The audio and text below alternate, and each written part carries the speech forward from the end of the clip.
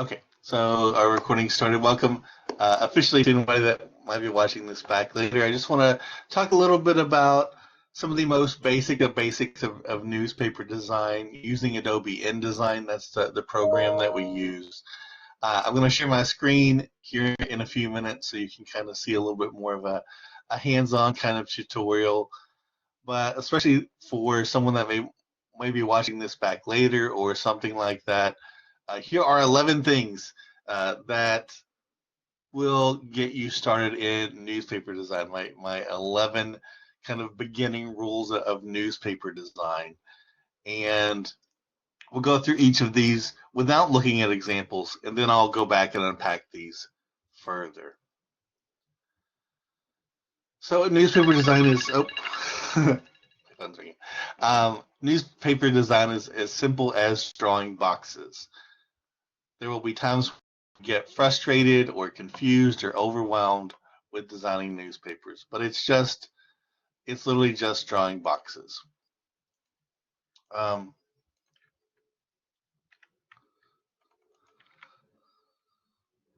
going to talk about using style sheets, which are going to help you save a lot of time and energy when you're putting in article text and photo captions. We're going to talk about putting photos in layout, how every photo needs to be big and have a caption. We're going to talk about what stories go at the top of the page, what stories go at the bottom of the page. We're going to talk about grouping stories together, lining things up with columns.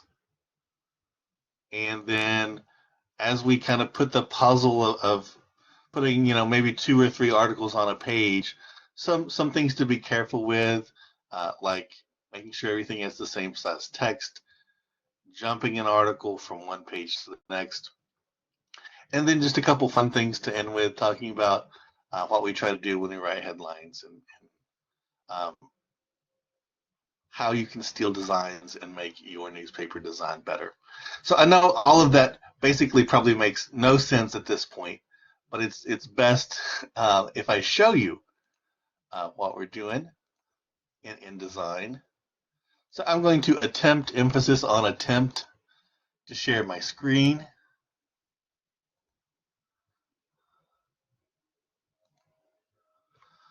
And I'm just going to ask, can you all see my InDesign window?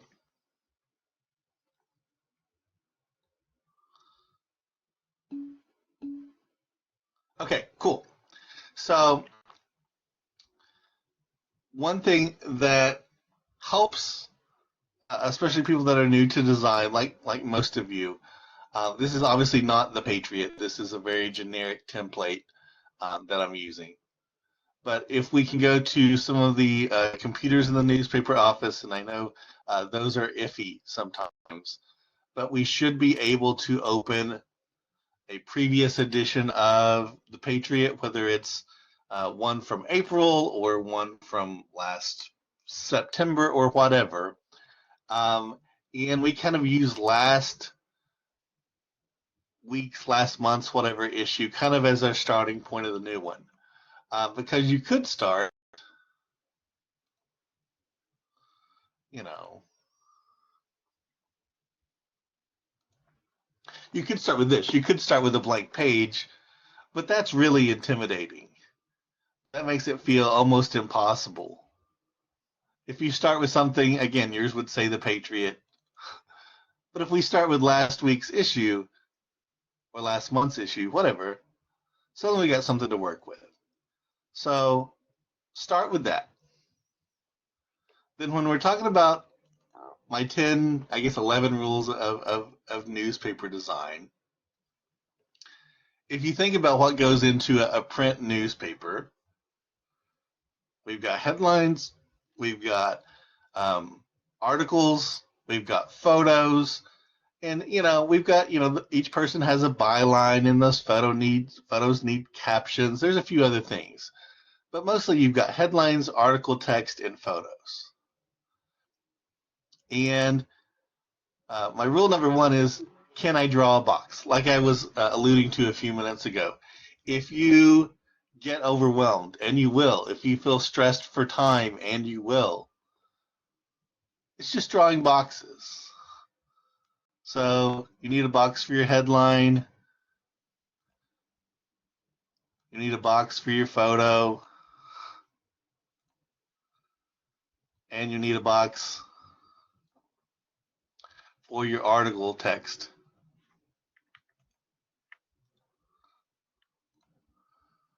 And those are pretty simple, straightforward things. To add a text box, we're just going to use the type tool. That's like the 5th tool down.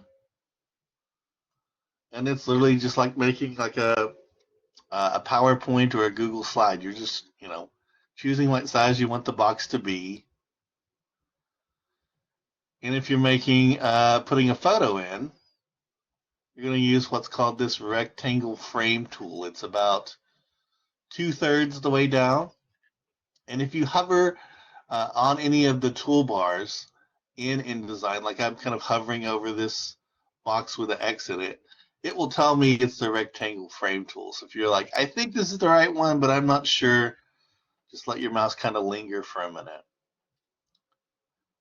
And so if we're thinking about, again, newspaper design, and we're thinking about boxes, right? We got text boxes.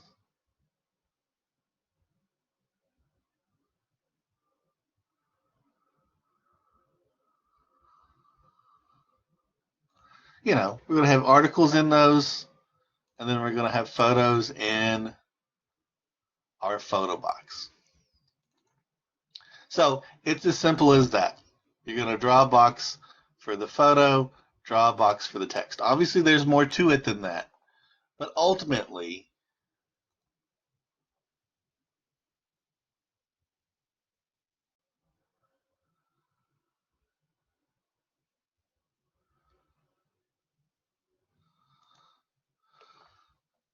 what looks very nice and formal, if you think about it, it's just a series of boxes.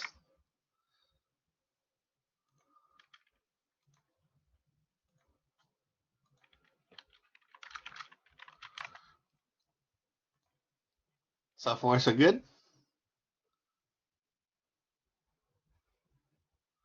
Also, Nick join us in this later. You can stop me at any point if you have questions.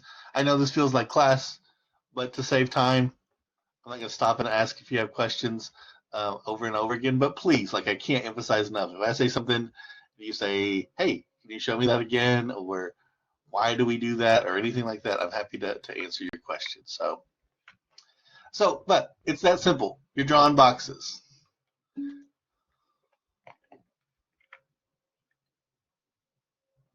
Ooh, all the vertical columns individual boxes? No, they are not. That's a great question. So, let me show you how we fix that.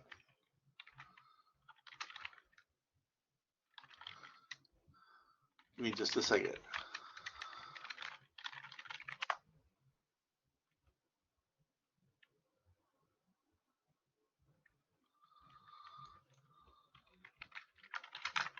So, those are columns.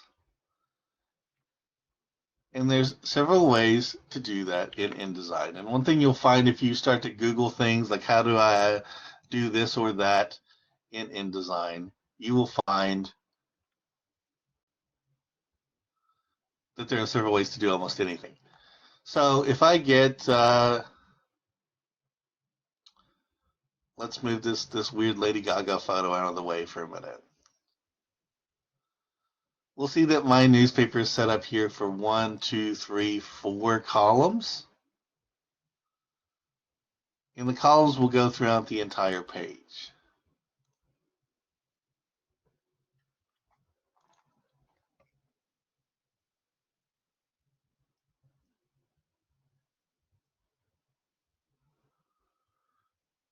And so, like I said, there's a few different ways to change how many columns we're looking at.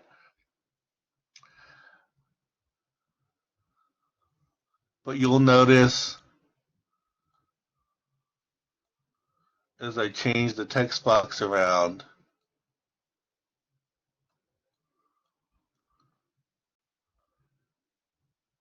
and move the text box up, down, left, and right, it will actually adjust what's going into those columns.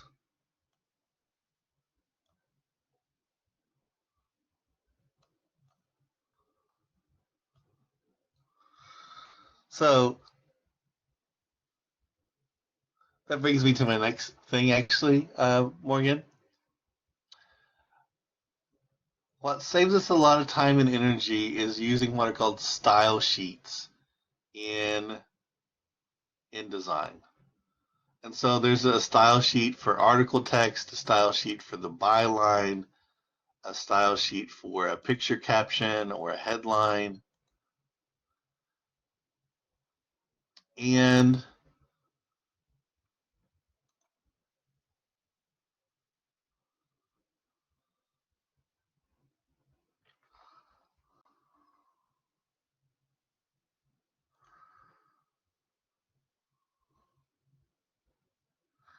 instead of every time we, I don't know, put it in an article, we try to remember that it's, Times New Roman, 11-point font, and that it's justified left.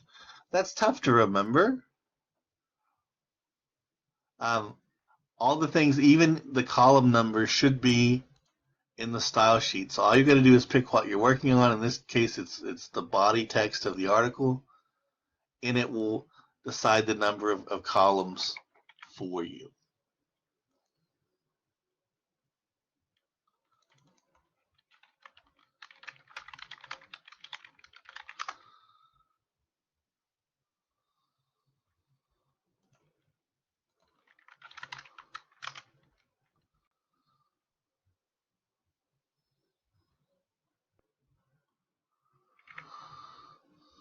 Now, if you wanted to customize it,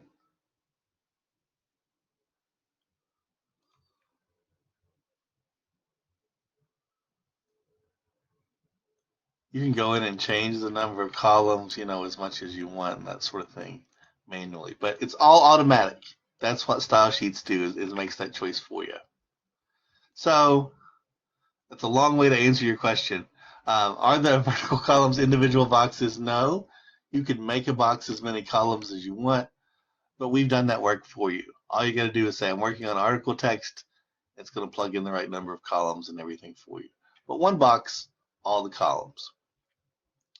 So style sheets, you're going to use style sheets. So let's say, let's go to my blank page. Let's say I'm working on my headline, and I don't know, let's say we have a nice welcome freshman article. I don't know. Obviously, that looks really funky. Instead of like trying to decide what size should this be or what font should this be, our headlines, have their own style sheet. Boom. Same thing with something like if we had a byline by Morgan Roberts. I can highlight that and choose student name. And you'll see that it'll change the alignment, it'll change the font automatically.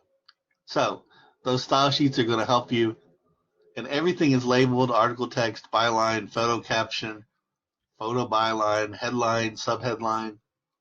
That's all. It's all there.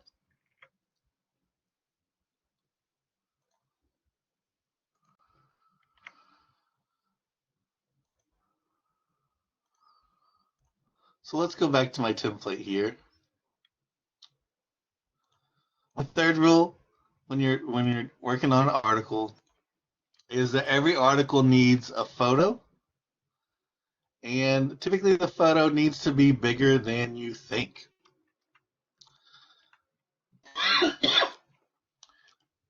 Through a combination of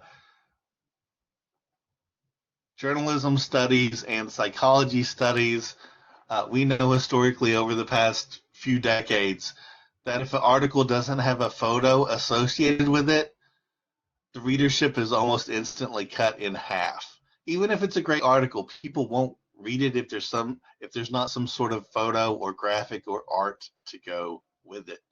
Now, obviously, that's sad. As a writer, I think that's sad, but that's the reality of the situation. And Bigger photos tend to make articles look important. Smaller photos tend to make articles look less important. So photos need to be big, they need to be large and in charge.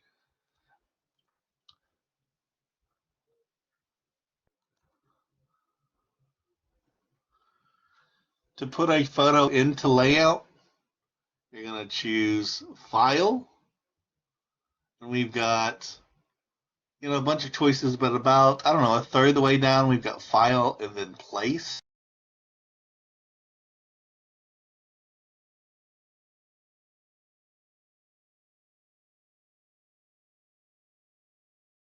So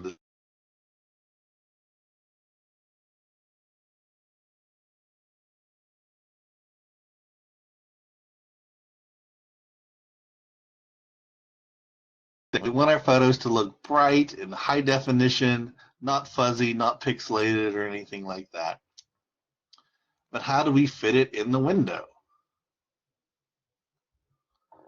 Well, when you're putting photos into layout, you want to be careful that you don't distort the aspect ratio, right? Nobody wants to be twice as wide as they are tall, and they don't want to look that way in a newspaper photograph either. So instead of just eyeballing it, and trying to stretch it with these crosshairs here, when you put a photo into layout, what's usually best is if you go right click on the photo using at the very top what's called your selection tool in the toolbar. So you go up top, choose selection tool, right click on it. So sorry.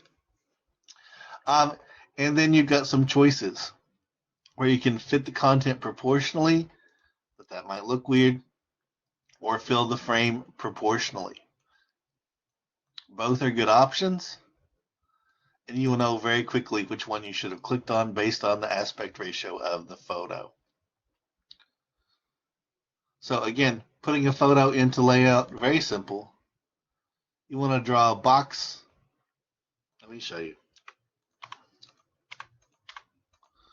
So one more time. To put a photo into layout, you're going to draw a box that's roughly the size of what you think that's going to look like in layout. Using the rectangle frame tool, File, and then you're going to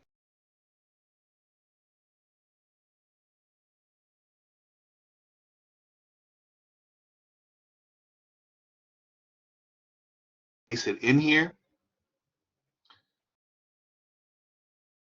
Probably cropped really awkwardly. You want all the photo in there, most likely. You're going to click the black arrow at the top, what we call the selection tool, right click or control click if you're on a mouse. And you can fit the content proportionally and readjust the size of the box, or you can fill the frame proportionally. And then boom, you have a photo in layout. Now, since this is now in a box, you can move this box wherever you want. It's that simple. You guys still with me? Any questions at this point? I love questions. I'm going to cough again, so maybe brace yourself for that. Okay. One thing that's going to drive you bonkers is the text and I'm going to undo a bunch of stuff, don't worry.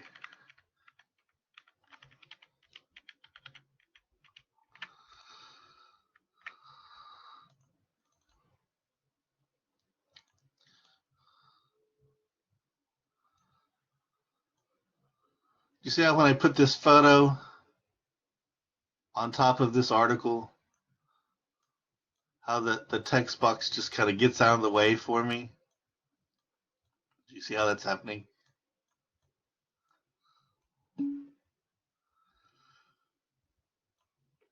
What will drive you most crazy and give you most headaches out of anything that you're doing in InDesign will be this. It does not automatically do that. So we want our text boxes and our photo boxes to be friends, to be acquaintances. We don't want them to be lovers. We don't want them to be all on top of each other. And so I know it's awkward, but it's how it helps me remember it. So we want them to be just friends. And so to do that, let me make a new text box and I'll show you. Let's say I want to put a text box in here. Or sorry, a photo in here. I go to file.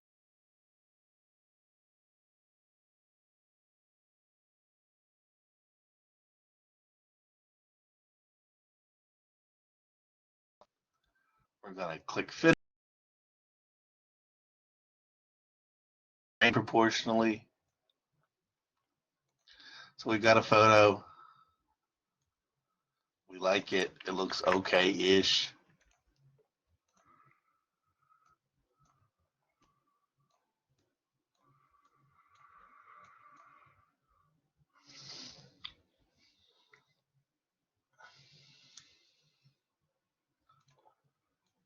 You see how that's literally just covering up my article? Ew. Like it's just covering up the article. And even if I try to move it around, it's covering up the article. Ew. We don't want that. So we got to tell them to give each other some space. How we do that is we're going to go to Window and choose Text Wrap. And then we're going to choose Text Wrap Around the Bounding Box.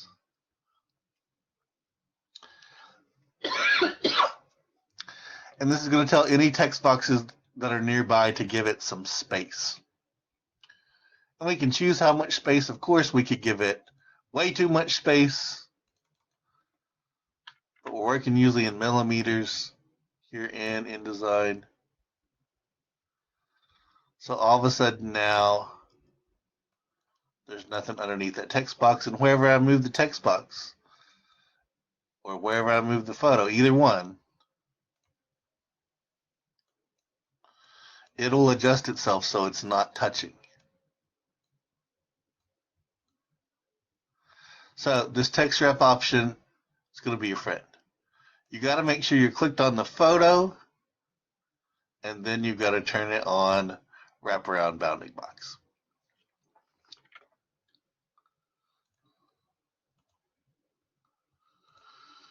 So every photo should be bigger than you think when you're putting a photo in to layout. And I'm just stepping back a lot.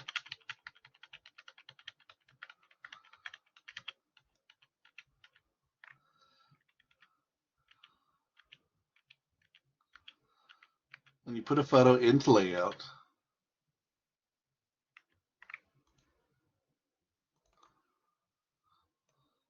it should be big. The general rule of thumb is every person's face that's in a photo should print at least the size of a dime, of the coin a dime. So you just want to be well aware of that. Every photo also needs a cut line, or what we call a caption. That's going to always get a box underneath a photo. And obviously this is Lady Gaga arrives at the 2017 Met Gala on March 11th, 2017. Every photo needs a cut line. It's going to let you know what's going on in that photo. It may seem obvious to you, the editor, the graphic designer, the average student, but I'm telling you, in 6 months, in 6 years, to alumni, to a person that's brand new to campus, to a prospective student, they don't know what's going on. So every photo, even if it seems obvious, needs a caption. It's going to tell us who's in the photo and what in the world are they doing. And remember, rule number 2, style sheets are your friend. Picture caption has its own style sheet. So you're going to choose picture caption, and it will change it to the right font. Photos obviously need bylines is 2, so you're going to put photo by, and then I'm going to pretend I took it, even though obviously I wasn't there.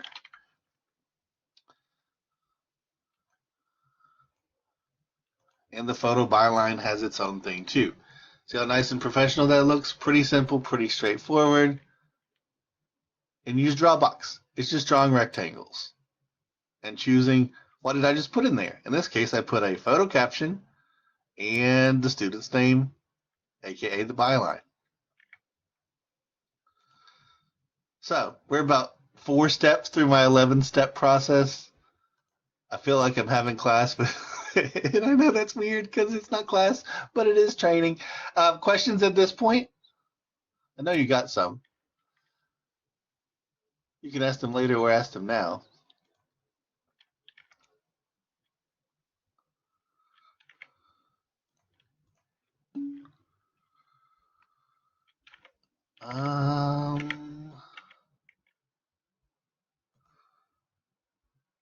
Okay, cool.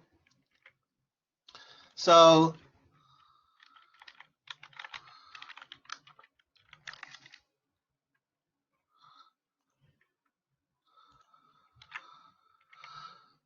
I'm going to put this link in the chat, but you can go to all our old issues on issuu.com/the_patriot and look at every issue of the paper that we have published since December of 2012, since we did the 10th anniversary redesign. So really, we're talking almost 12 full years of publication where we've printed, every 2 or 3 weeks or so in the fall and spring. And so one of the things that I would encourage you before we move on to like rule number 5 is take inspiration from what we've done in the past, but know that you don't have to commit to it. Our logo's not going to change. Our style sheets aren't going to change. The dimensions of the paper are outside of our control. There's a few things that are a must. But if you like something that someone has done before, and I'll talk about this before we're done, let that be your guide as well. So if you get frustrated, it's like, well, how did they do an issue last year or 2 years ago? And you can actually pull it up and see it in issue. So let's keep going. The other ones won't even take as much time, okay? That's the good news. So rule number 1, can I draw a box? Yes, you can. That's all it is. You're going to draw text boxes and rectangle frame boxes for your photos, for your graphics. That's it. Rule 2, style sheets are your friend. You will have less decisions to make. That will help you save time. That will help you feel less anxious.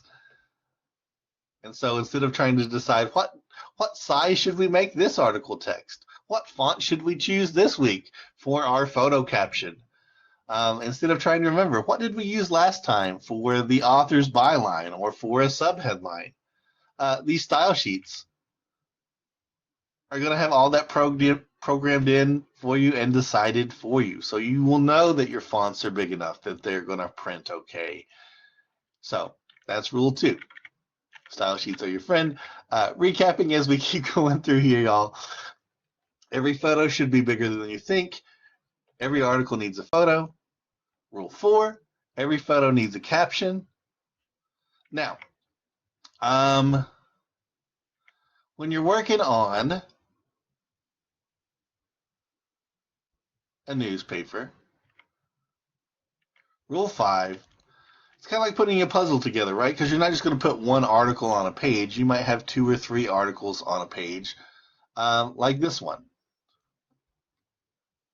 Like, for example, this template that I've made has 2. This template has 2. You can put more than one article on a page. When in doubt, the biggest, the best.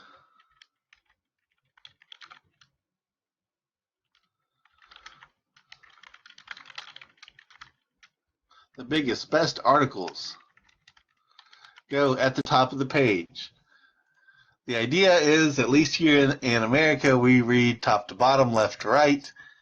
And so, fair or unfair, we're going to put our best foot forward in a newspaper design that puts usually the best articles at the top half of the page, and the other articles that I hope they're all good, but the ones that are maybe not as good, not as newsworthy, not as attention getting, those are going to go on the bottom. So when in doubt, you're going to put the biggest or the best articles on top of the page.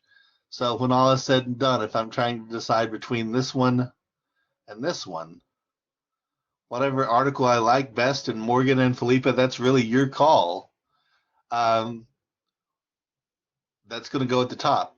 And, you know, sometimes the photo does play a big factor into that.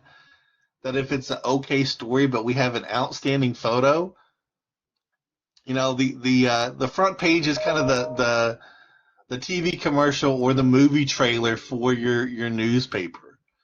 So whatever's at the top of the page, if I draw this kind of line halfway through, which you would never do, but if I draw a line halfway through the page, what's at the top of the page is your attention getter, because it's going to be folded in half when it's on display. So, you know, they're only going to see this part of it. You want to lead with your good stuff there. So the biggest, best, or sometimes the longest article, but the biggest and best stuff that you got goes at the top of the page, and it is a little bit of a hierarchy. Less important, less newsworthy, less well-written stuff is usually going to go in the bottom half of the page. Same thing, the biggest photo should be at the top of the page. It's awkward if a page is what we call bottom heavy. Now, I know that there's probably some inappropriate joke to make there about being bottom heavy, but in newspaper design, you want top heavy designs. You want the biggest photo to be on the top of the page too. So that's rule 5. There's not a lot of InDesign how-to stuff, but that's just a general rule. Still with me?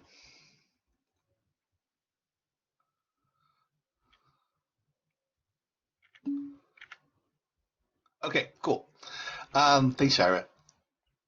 Now, just a couple other quick things to mention as you're working on blank pages.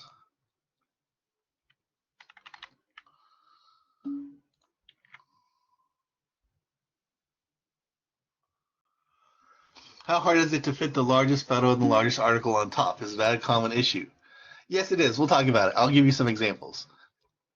So let's say, I know Lady Gaga is not a freshman. I just don't want to go through the hassle of trying to download a second image, okay?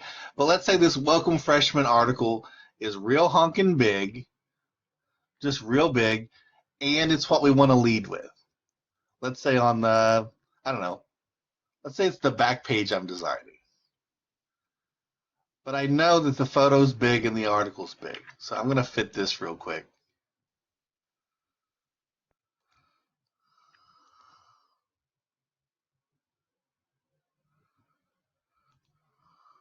Boom. So big photo, big headline.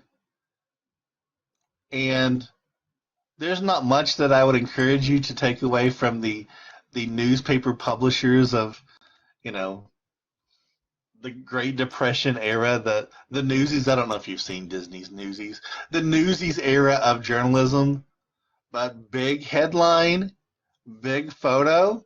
People think it's important, even if it's not. So I think when in doubt, go with big headline, big photo. But great question, Morgan. How hard is it to fit those on top? I think it's very hard. So let's say we've got an article that we know is going to take up a lot of space. Now I'm going to copy and paste from a Word document. This is from a movie review that a student wrote a few years ago. So don't read the text because it's going to disappoint you. Boom, boom. Okay.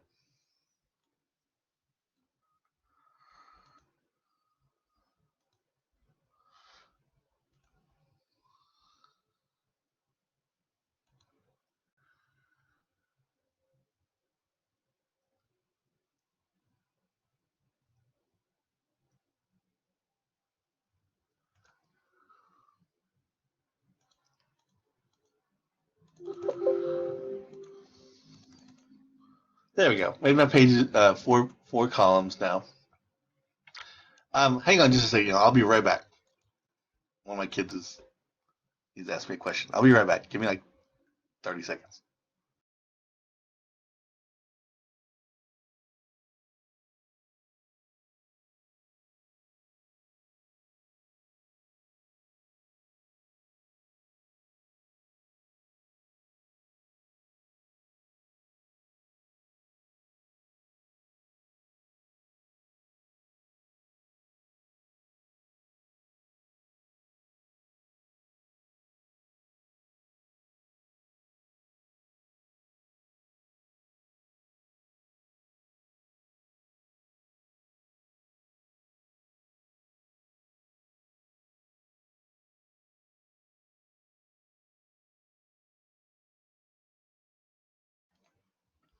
Okay, sorry about that, y'all. I'm back. Okay, I also changed the text boxes in manually, just so that y'all know.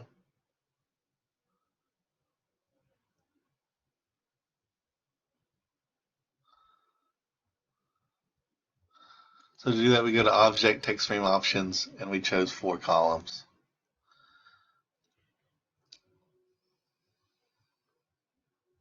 So, how do we get it to fit?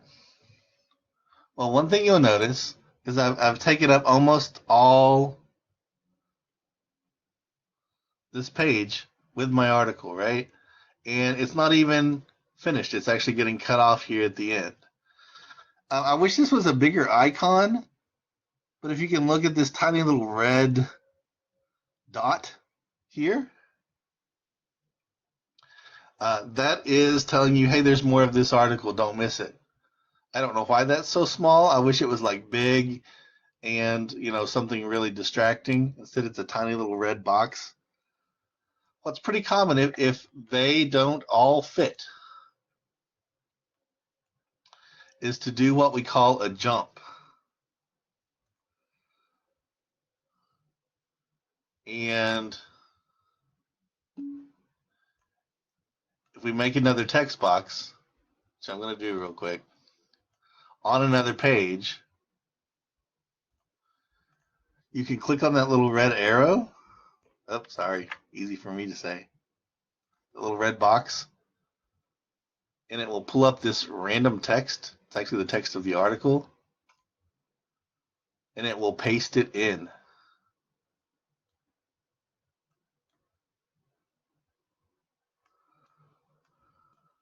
So it might be you want to only put half the article on the front page and say,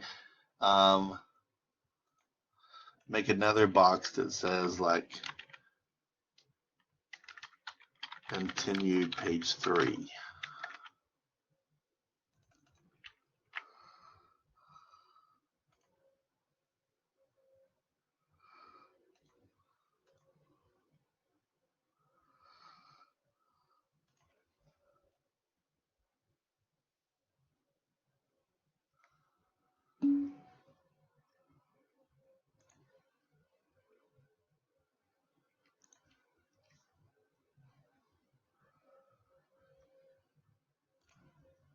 And then if we're doing that,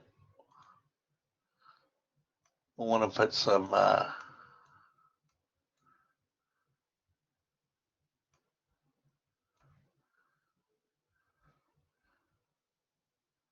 text strap on that box that says continue page 3. Oh, question. Okay.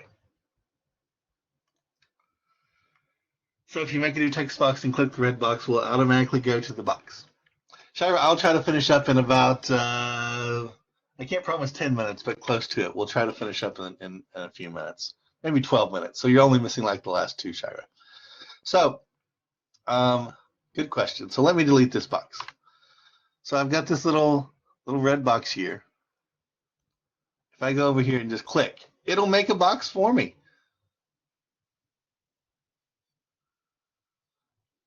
And then you can go in, customize that box. But yeah, that's it. Pretty simple. Yeah, so all you got to do is you got to click on that red box that shows you have more text. and then literally you just click inside the blank page, and it will paste it in there, or it will, if you have a box already drawn, you click inside that box and it'll jump. Now, what's pretty cool is if you're doing some fine tuning in InDesign, if you were to like change the size of the box on page 2, we're calling this Lady Gaga Welcome Freshman article page 2. It will adjust for you. So instead of like remembering where it was, it'll make those adjustments for you. So that's going to save you some time, save you some energy. So that's one way to do it. The other way, and I'm really okay with this, is that maybe the article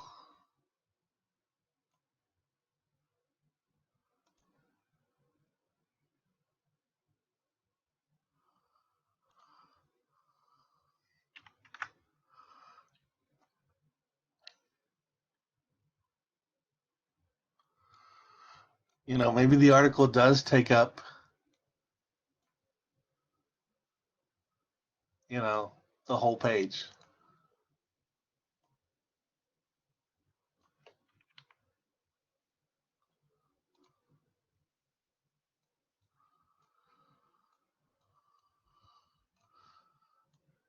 And that's okay. But most people are going to jump. Like if you look at what Summer did last year, what Lacey did the year before that, there's a lot of jumps on page 1 in particular. We don't really jump a lot on pages 2, 3, or 4, but a lot of jumps on page 1. So you can put 2 or 3 articles in. Okay, I know Shira has to go, so I'm going to go through the rest of this a little bit faster. Not too fast, I hope, but go through the rest of it a little bit faster. So, bigger, better, stories go at the top of the pages. I don't have a fancy way to show you this in layout.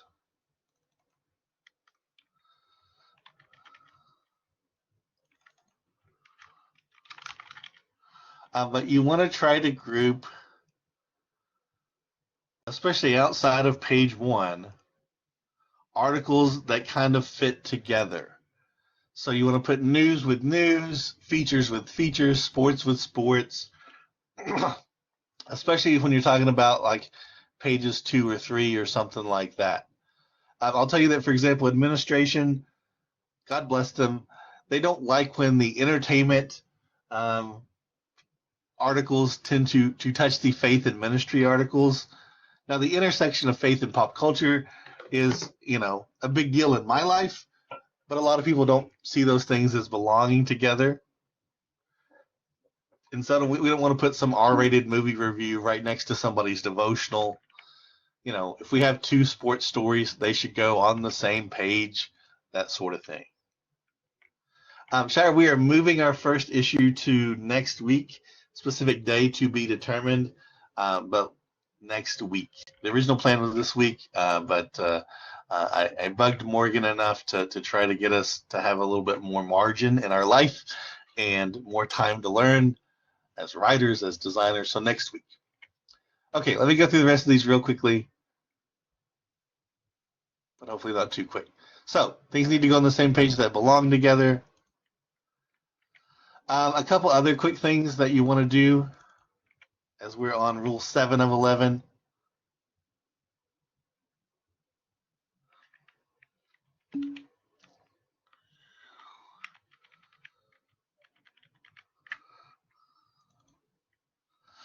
Is you want to make sure, so then we got 4 columns here, you want to make sure that your stories and your photos take up full columns. So right now you see how this photo is taking up 2 columns and the story is taking up 2 columns? That's fine. We can make, let's say,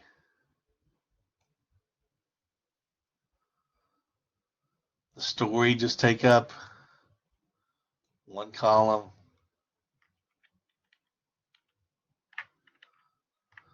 But you see how it's awkward when there's like taking up a half column? Just doesn't work.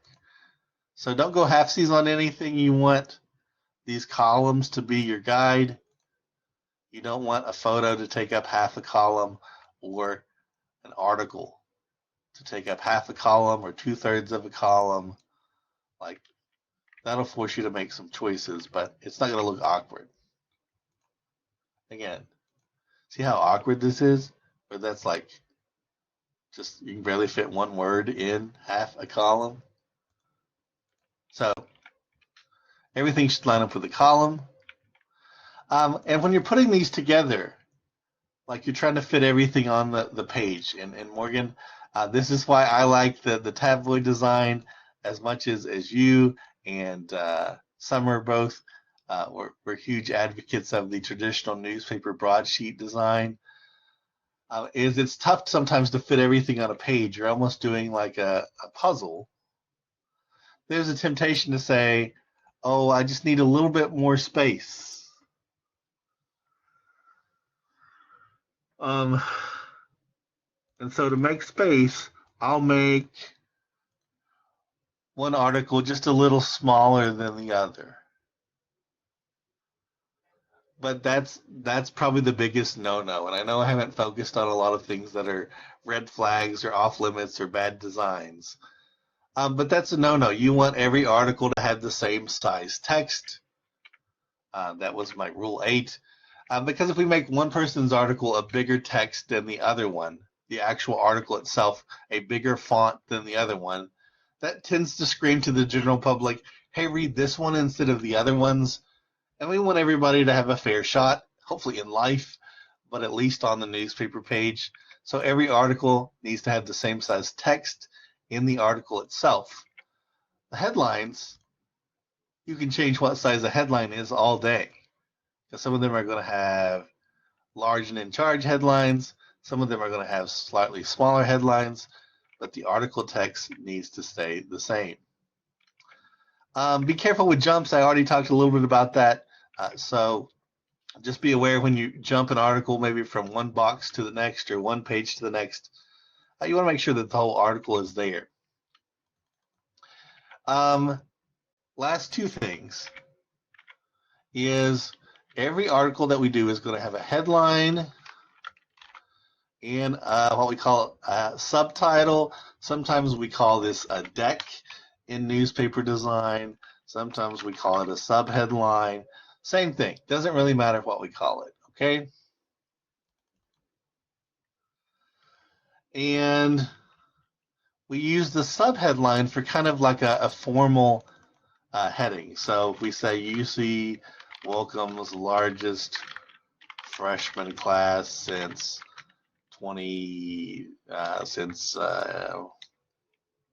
actually, let's say in 125 years. That sounds better. Then our headline needs to be something a little bit catchy, a little bit clever. So it could be, you know, so many freshmen.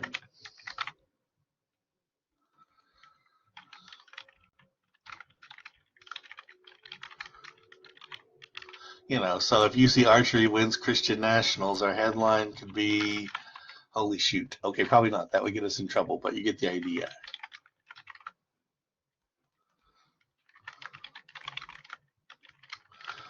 So that's how we do things. It's just a common way to increase engagement. All sorts of studies show that if the catchy title is the bigger of the two, it's going to get the attention, and people are going to say, well, what is that about? So many freshmen. Oh, biggest freshman class ever. Then they're going to read the traditional headline next. Last thing to tell you, as I kind of stop sharing my screen, I know, Shira, you got to get to getting.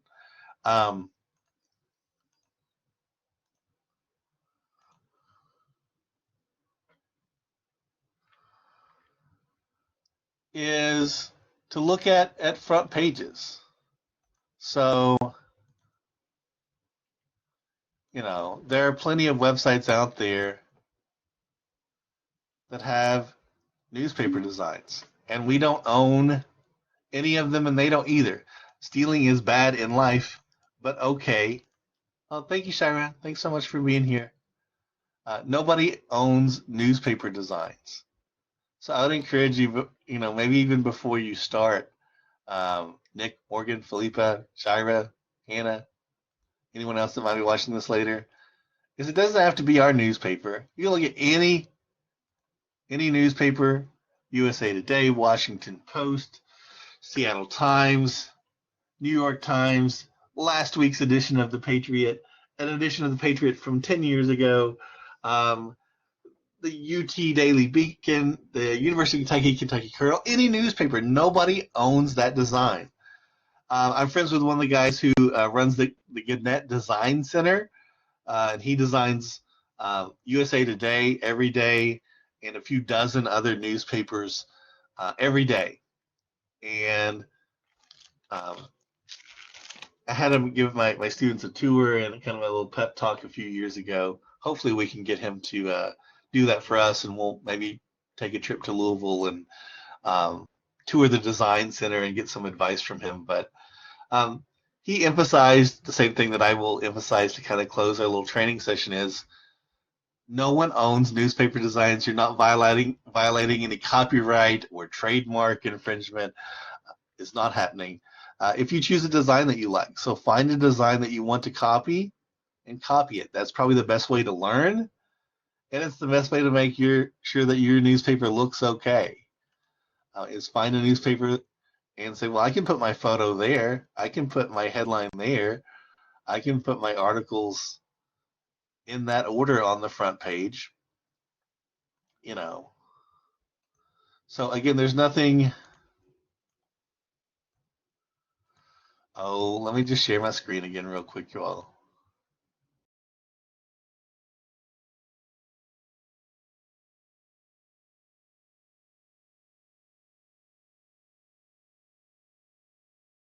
With the newspaper page I'm about to share with you, except to emphasize that it's pretty good.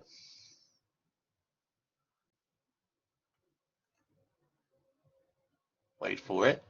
Yeah, so again, this is not amazing, but we've got a big photo, a quote, a tiny bit of an article, and then an article to the left, and then a preview of some stuff inside at the top. Let's say just hypothetically that you liked this.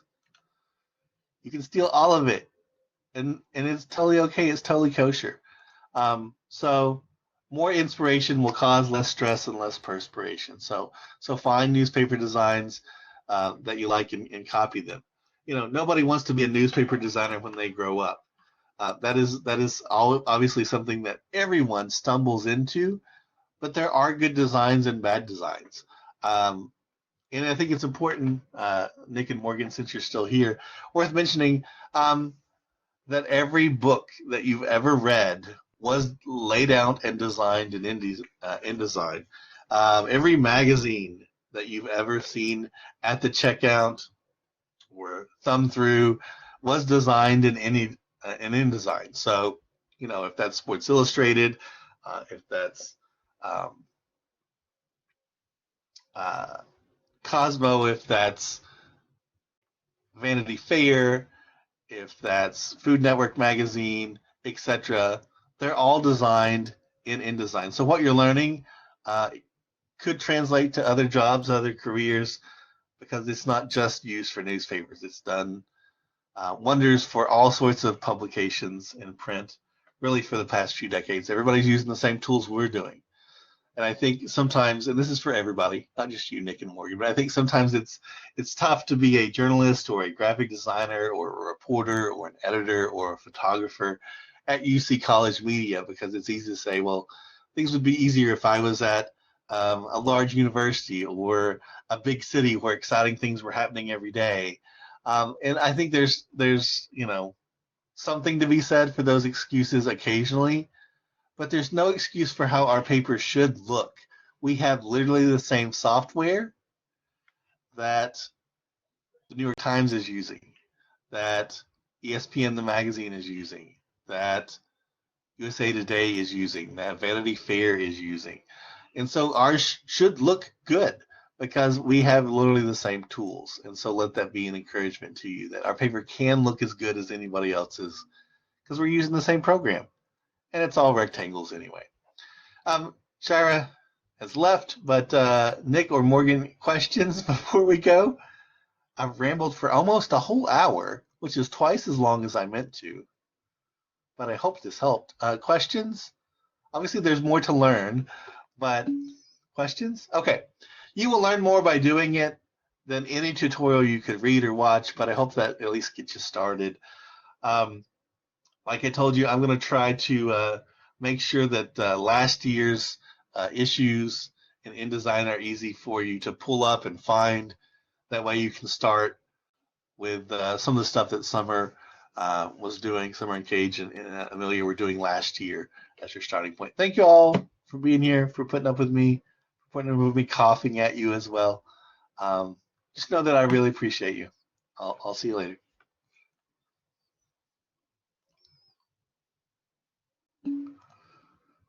Thanks.